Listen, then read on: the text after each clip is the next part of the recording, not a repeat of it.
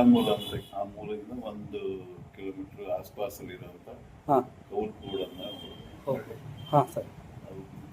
ಗಣೇಶ ದೀಕ್ಷಿತ್ ಅವರ ಹೆಣ್ಮಕ್ಳು 6 ಜನ ಹೆಣ್ಮಕ್ಳಲ್ಲಿ ಮೂರನೇ. ಆಗಿನ ಕಾಲದಲ್ಲಿ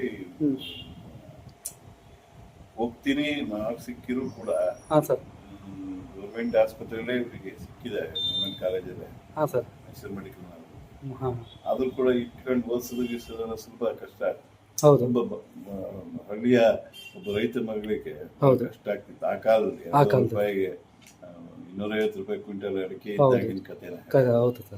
ಸೊ ಆದ್ರೂ ಅವ್ರ ತಂದೆ ಬಹಳ ಆ ಕಾಲದಲ್ಲಿ ಬಹಳ ಮಾಡಿದ್ರು. ಅಷ್ಟೊಂದೊಳಗೆ ಮತ್ತೆ ಏನಾಯ್ತು, 9ನೇ ಕ್ಲಾಸ್ ಹೊತ್ತಿಗೆ ಇವರ ಭಾವ ಅಣ್ಣ ಮತ್ತೆ ಅಣ್ಣ ಅಂದ್ರೆ ಸ್ವಂತ ಅಣ್ಣಲ್ಲ, ದೊಡ್ಡಪ್ಪನ ಮಗ ಮತ್ತೆ ಇವ್ರ ತಂದೆಯ ಹಠ ಬಿದ್ದು ಇದರಲ್ಲಿ ಬೆಳ್ಳೂರು ತಮಿಳುನಾಡು ಅಲ್ಲಿ ಒಬ್ರು ಯಾರು ಮಾಡ್ತಾರೆ, ಕಾಲಿಗೆ ಇದ್ ಮಾಡ್ತಾರೆ ಅಂತ ಗೊತ್ತಾಗಿ ಇವ್ರಿಗೆ ಅಲ್ಲಿ ಕರ್ಕೊಂಡು ಹೋಗಿ ಆ ಕಾಲದಲ್ಲಿ ಕಾಲ ಆಪರೇಷನ್ ಮಾಡಿಸಿ ನಿಲ್ತಕಾಲಕ್ಕೆ ಬರ್ತಿರ್ಲಿಲ್ಲ. ಸ್ಟ್ಯಾಂಡ್ ಅದರಲ್ಲೇ MBBS ಮಾಡಿದ್ರು. MBBS ಆದ್ಮೇಲೆ 10 ವರ್ಷ ಅದಕ್ಕಿಂತ ಮುಂಚೆ ಜೋಗದಲ್ಲಿ KB ಆಸ್ಪತ್ರೆ ನಂತರದಲ್ಲಿ ಗೌರ್ಮೆಂಟ್ ಸರ್ವಿಸ್ ಶಿರಾಳಕೊಪ್ಪ, ಐನೂರ, ಅನಂತಪುರ, ಶಿವಮೊಗ್ಗ ಮೇಘನ ಆಸ್ಪತ್ರೆ 10 ವರ್ಷ, ಹೀಗೆ ಸ್ಕಿನ್ ಸ್ಪೆಷಲಿಸ್ಟ್. ಈ ಮಧ್ಯ 10 ವರ್ಷ ಆದ ಕೂಡ ಇವರಿಗೆ ಮಾಸ್ಟರ್ ಡಿಗ್ರಿ. ಯಾಕೆ ಅವರು ವಿಶೇಷ ಆಗ್ತಾರೆ ಅಂದ್ರೆ, ಮಾಸ್ಟರ್ ಡಿಗ್ರಿ 10 ವರ್ಷದ ಮೇಲೆ ಮಗಳಿಗೆ 5 ವರ್ಷ ಆದಾಗ 6 ವರ್ಷ ಆಗಿತ್ತೆ, ಅಲ್ಲಿ ಹೋಗಿ ಅವ್ರು ನಾನು ಇಲ್ಲಿದ್ದೆ ಕೆಲಸ ಮಾಡ್ತೀನಿ. ಆ ಕಾಲದಲ್ಲಿ ಅವರು ಮತ್ತೆ ಮಾಸ್ಟರ್ ಡಿಗ್ರಿ ಮಾಡಿದ್ರು. ಇದೊಂಥರ ಬದುಕಲ್ಲಿ. ಆಮೇಲೆ ಈಗಲೂ ಕೂಡ ಅವರಿಗೆ ನಾವು ದುಡ್ಡುನೇ ಬಹಳ ಮುಖ್ಯ ಆಗಿತ್ತು. ನಾವು ಬಹಳಷ್ಟು ಮಾಡಿ ಕಾಸ್ಮೆಟಿಕ್ ಸರ್ಜರೀಸ್ ಈಗಲೂ ಕೂಡ ಹಳ್ಳಿಯವರು ಬಸ್ರೇರು ಬರ್ತಾರೆ. ನನ್ನ ಮಗಳು ನೋಡಿ ಅದೆಲ್ಲ ನೀವು ನೋಡಿ ಅನೇಕ ಸ್ಪೆಷಲಿಸ್ಟ್ ಹತ್ರ ಹೋಗ್ತೀನಿ ಅಂತಾರೆ. ಉಪಚಾರ ಅಥವಾ ಬೇರೆ ತೊಂದರೆ ಆದರೂ ಬರ್ತಾರೆ, ಫಸ್ಟ್ ಇವ್ರ ಹತ್ರ ಬರ್ತಾರೆ. ಯಾಕೆಂದ್ರೆ ಅವ್ರಿಗೆ ಹಳ್ಳಿನಲ್ಲಿ ಇದ್ದಾಗ ಇವ್ರು ಒಂಥರ ಎಲ್ಲೋದು ಹಾಲಿಗೆ 1 4 ಆಗಿದ್ದಲ್ಲ. ಈಗ ಅದಕ್ಕೆ ಈಗಲೂ ಅವರು ನಿಗಾನ ಆಸ್ಪತ್ರೆ ಇದ್ದಾಗಲೂ ಎಲ್ಲ ಡಾಕ್ಟರ್ಗಳು ಇವರಿಗೆ ಸ್ಕಿನ್ ಒಂದು ನೋಡ್ರಿ ಮಾರ್ರೆ, ಎಲ್ಲೊಂದು ನೋಡ್ರಿ, ಮಾನವೀಯ ಕಳಕಳಿ ಇದ್ರೆ ಅದೆಲ್ಲ ಅನ್ಸುತ್ತೆ. ಇಲ್ಲದೆ ಹೋದ್ರೆ ನನ್ನ ಚರ್ಮ ಅಷ್ಟೇ ಅಂತ ಹಾಗಿಲ್ದೆ ಮಾಡಿದ್ರು. ಆಮೇಲೆ ಇದ್ದಾಗ ಪ್ಲಾಸ್ಟಿಕ್ ತ್ಯಜಿಸಿದ್ರು. ಅವಾಗ ಮಾದರಿಯಾಗಿ ಇವರೇ ಮೆಡಿಕಲ್ ಶಾಪಿಗೆ ಸಣ್ಣದೊಂದು ಬ್ಯಾಗ್, 2 ರೂಪಾಯಿ ಒಂದು ಕಾಟನ್ ಬ್ಯಾಗ್, ಒಂದು 3,000 5,000 ಕಾಟನ್ ಬ್ಯಾಗ್ ಮಾಡಿ ಇಡೋದು. ಅವರು ಪ್ಲಾಸ್ಟಿಕ್ ಅಲ್ಲಿ ಹಾಕೊಡ್ಬಾರ್ದು, ಅದರಲ್ಲೇ ಹಾಕೊಡ್ಬೇಕು. ಮೊದಲು ಅದಕ್ಕೆ ಎಂತದ್ದು ಇಲ್ಲ, ಏನೂ ಇಲ್ಲ. ಈ ಏಜ್ ಅವರಿಗೆ 75 ವರ್ಷ ಆಯ್ತು.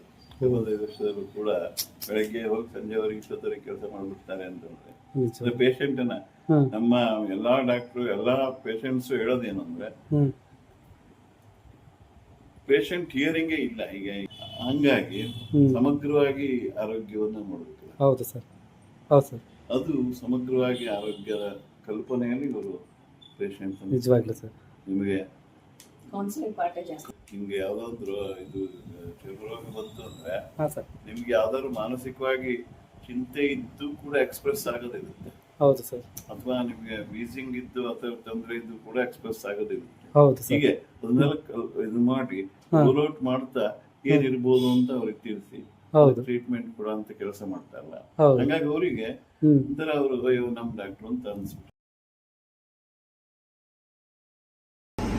ನಮಗೂ ಅವನಿಗಿರೋ ವ್ಯತ್ಯಾಸ ಏನಂದರೆ ಅವನು ತುಂಬ ಸುಕೋಮಲ ಮೃದು ಹೃದಯದವನು, ಸುಂದರವಾಗಿದ್ದವನು, ಚೆಂದ ಮುದ್ದಾಗಿದ್ದ. ಹಾಗಾಗಿ ಎಲ್ಲರಿಗೂ ಪ್ರಿಯ ಪಾತ್ರವಾಗಿದ್ದ.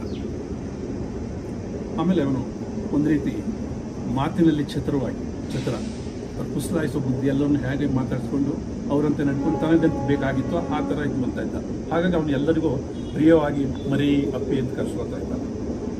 ನಾವೆಲ್ಲ ಸ್ವಲ್ಪ ನಾನಂತೂ ವೈಯಕ್ತಿಕವಾಗಿ ಸ್ವಲ್ಪ ಹೊರಟ, ಹಾಗಾಗಿ ಅಷ್ಟೊಂದು ಪ್ರೀತಿ ವಿಶ್ವಾಸಕ್ಕೆ ಪಾತ್ರರಾಗ್ತಿರ್ಲಿಲ್ಲ. ಅವನು ಅದನ್ನೆಲ್ಲ ಮಾಡ್ಕೊಂಡಿದ್ದ. ಆಮೇಲೆ ನಾವು ಎಲ್ಲರೂ ಮನೆಯಲ್ಲಿ ಅಣ್ಣ ತಮ್ಮಂದಿರು, ಅಕ್ಕ ತಂಗಿಯರೆಲ್ಲರೂ ಅಪ್ಪ ಅಮ್ಮನಿಂದ ಏಟು ತಿಂದು ಬೆಳೆದವರು ಚೆನ್ನಾಗಿ. ಆದರೆ ಆ ಏಟ್ನಲ್ಲಿ ನಮಗೆಲ್ಲ ಪಾಲು ಜಾಸ್ತಿ ಇತ್ತು, ಅವನಿಗೆ ಕಡಿಮೆ ಇತ್ತು. ಯಾಕೆಂದರೆ ನಾವೆಲ್ಲರಿಗೂ ಮುದ್ದಿನ ಹುಡುಗ ಆಗಿದ್ದ. ಅಣ್ಣ ಅನ್ನೋಕ್ಕಿಂತ ನನಗೆ ಅವನು ಆತ್ಮೀಯ ಸ್ನೇಹಿತ ಅನ್ನೋದು ಹೆಚ್ಚು ಸರಿ ಅಂತ ನನ್ನ ಭಾವನೆ. ಅವನು ತನ್ನ ಬದುಕನ್ನು ಸಾಗರದಿಂದ ಕಟ್ಟಿಕೊಂಡು ಆಮೇಲೆ ಶಿವಮೊಗ್ಗದಲ್ಲಿ ಅವನ ಬದುಕನ್ನು ರೂಪಿಸ್ಕೊಂಡ. ಶಿವಮೊಗ್ಗಕ್ಕೆ ಬಂದ, ಅಲ್ಲಿ ಕೆಲಸ ಮಾಡ್ದ, ಕೆಲಸ ಮಾಡ್ಕೊಂಡು ಅವನ ಬದುಕನ್ನು ಅವನು ಕಟ್ಕೊಂಡ. ನಾನು ಕೊನೆಗೆ ಆಮೇಲೆ ಬೆಂಗಳೂರಿಗೆ ಬಂದೆ. ನನ್ನ ಸಿನಿಮಾ ಜೀವನ ಶುರುವಾಯಿತು. ಹಾಗಾಗಿ ಇಬ್ಬರು ಬದುಕು ಬೇರೆ ಬೇರೆ ಆಯಿತು. ಆದರೆ ಇಬ್ಬರಲ್ಲೂ ಒಂದು ಸಾಮ್ಯತೆ ಏನು ಅಂದರೆ ನಮ್ಮಿಬ್ಬರಿಗೂ ಗಾಡ್ ಫಾದರ್ಸ್ ಇದೆ. ಒಂದು ಕಾಲದಲ್ಲಿ ನನ್ನ ಕಾಲೇಜಿನಲ್ಲಿ ನಾವು ಒಂಥರ ರೋಲ್ ಮಾಲ್ ಥರ, ನಂಗೆ ರೋಲ್ ಮಾಡಲ್ ಥರ ಆಗಿದ್ದ. ಅಂದರೆ ಅವನ ಥರನೇ ಇರಬೇಕು, ಆ ರೀತಿ ಇರಬೇಕು, ಈ ಥರ ಮಾತಾಡ್ಬೇಕು, ಆ ಥರ ಮಾತಾಡಬೇಕು ಅಂದ್ಕೊಂಡು ಆಮೇಲೆ ಬೆಳೆದಾದ್ಮೇಲೆ ನನ್ನ ಬದುಕು ನಂದಾಯಿತು, ಅವನ ಬದುಕದ ಅಂದಾಯಿತು. ನಾನು ಇಲ್ಲಿ ಬಂದು ನನ್ನ ಬದುಕನ್ನು ಬೆಂಗಳೂರಲ್ಲಿ ಕಟ್ಕೊಂಡೆ, ಅವನು ಶಿವಮೊಗ್ಗದಲ್ಲಿ ಕಟ್ಕೊಂಡ. ನನ್ನ ಸಿನಿಮಾ ಜೀವನದಲ್ಲಿರ್ಬೋದು, ವೈಯಕ್ತಿಕ ಜೀವನದಲ್ಲಿರ್ಬೋದು, ನನ್ನ ಕಷ್ಟ ಸುಖಗಳಲ್ಲಿ, ಏಳು ಬೀಳುಗಳಲ್ಲೆಲ್ಲ ನನಗೆ ತುಂಬ ಆತ್ಮೀಯವಾಗಿ ಸ್ಪಂದಿಸಿದವನು. ಎಲ್ಲರಿಗಿಂತ ಹೆಚ್ಚಾಗಿ ನನ್ನಂತನೇ ಇದ್ದು ನನ್ನ ನೋವುಗಳಿಗೆ, ಕಷ್ಟಗಳಿಗೆ ಮಿಡಿದವನು, ಸ್ಪಂದಿಸಿದವನು, ನೋವನ್ನು ಹಂಚಿಕೊಂಡವನು. ಹಾಗಾಗಿ ನನಗೆ ಅವನು ತುಂಬ ಆತ್ಮೀಯ ನನ್ನ ಅಣ್ಣ ಲಚ್ಚಣ್ಣ. ಇಷ್ಟೆಲ್ಲ ಹೇಳಿದ ಮೇಲೆ ಆಮೇಲೆ ಅವನು ಶಿವಮೊಗ್ಗದಲ್ಲಿ ತನ್ನ ಬದುಕನ್ನು ಕಟ್ಕೊಂಡಿದ್ದಲ್ಲದೆ ಸಮಾಜಕ್ಕೆ ಭಾಳಷ್ಟು ಕೆಲಸಗಳನ್ನು ಮಾಡಿದ. ಎಲ್ಲ ಕಲಾ ಪ್ರಕಾರದವರಿಗೂ ಪ್ರೋತ್ಸಾಹ ಕೊಟ್ಟ ಕೆಲಸ ಮಾಡಿದ. ಸಂಗೀತ ಇರ್ಬೋದು, ನೃತ್ಯ ಇರ್ಬೋದು, ಯಕ್ಷಗಾನ ಇರ್ಬೋದು. ಅದು ಯಕ್ಷಗಾನದಲ್ಲಿ ತುಂಬಾ ಒಳ್ಳೆ ಸಾಧನೆಗಳನ್ನು ಮಾಡಿದ, ಒಳ್ಳೊಳ್ಳೆ ಕೆಲಸಗಳನ್ನು ಮಾಡಿದ, ಭಾಳಷ್ಟು ಜನಕ್ಕೆ ಪ್ರೋತ್ಸಾಹ ಕೊಟ್ಟ. ಸಾಮಾಜಿಕವಾಗಿಯೂ ಅಷ್ಟೇ ಭಾಳ ಜನ ಇವರಿಗೆ ಪ್ರೋತ್ಸಾಹ ಕೊಟ್ಟವರನ್ನು ಬೆಳೆಯೋದಕ್ಕೆ ಇವನು ಪರೋಕ್ಷವಾಗಿ, ಪ್ರತ್ಯಕ್ಷವಾಗಿ ಇವನ ಕಾಣಿಕೆ, ಅವನ ಕೊಡುಗೆ ಇದೆ. ಅದ್ರ ಬಗ್ಗೆ ನನಗೆ ಅವನ ಬಗ್ಗೆ ತುಂಬ ಹೆಮ್ಮೆ ಅನಿಸುತ್ತೆ. ಅಷ್ಟೇ ಮುಖ್ಯವಾದ್ದು ನನ್ನ ಅಣ್ಣನ ಬದುಕಿನಲ್ಲಿ, ನನ್ನ ಅಣ್ಣನ ಬಾಳಿನಲ್ಲಿ, ನನ್ನ ಅಣ್ಣನಿಗೆ ಆ ಹೆಸರನ್ನು ಹೇಳದೇ ಇದ್ದರೆ ಭಾಳ ದೊಡ್ಡ ತಪ್ಪಾಗುತ್ತೆ. ಅದು ಯಶೋಧ ಕಾಶಿಯವರು. ನಾನು ಅವರನ್ನು ಆತ್ಮೀಯವಾಗಿ ಯಶಕ್ಕ ಅಂತ ಕರಿತೀನಿ. ಯಶಕ್ಕ.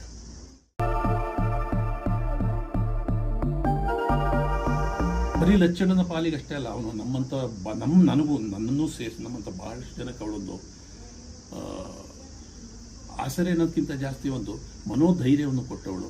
ಆ ವಿಲ್ ಪವರನ್ನು ಎಲ್ಲೋ ಒಂದು ಕಡೆ ನಮಗೆ ತುಂಬಿ ಒಂದು ಕಡೆ ಶಕ್ತಿ, ಸಾಧ್ಯ ಬದುಕಬೇಕು ಅಂತ. ಲಚ್ಚಣ್ಣನ ಬದುಕಿನಲ್ಲಂತ ಅವಳ ಪಾತ್ರ ಭಾಳ ದೊಡ್ಡದಿನ. ಹೆಂಡತಿ ಅನ್ಯೋನ್ಯವಾಗಿದ್ದಾರೆ. ತುಂಬ ಬದುಕನ್ನು ಅವರವರೇ ರೂಪಿಸ್ಕೊಂಡು ಒಂದು ಬಾಳನ್ನು ಕಟ್ಟಿಕೊಂಡು ಇಬ್ಬರು ಇವತ್ತಿನವರೆಗೆ ಒಂದು ಸಾರ್ಥಕತೆಯನ್ನು ಕಂಡುಕೊಂಡಿದ್ದಾರೆ.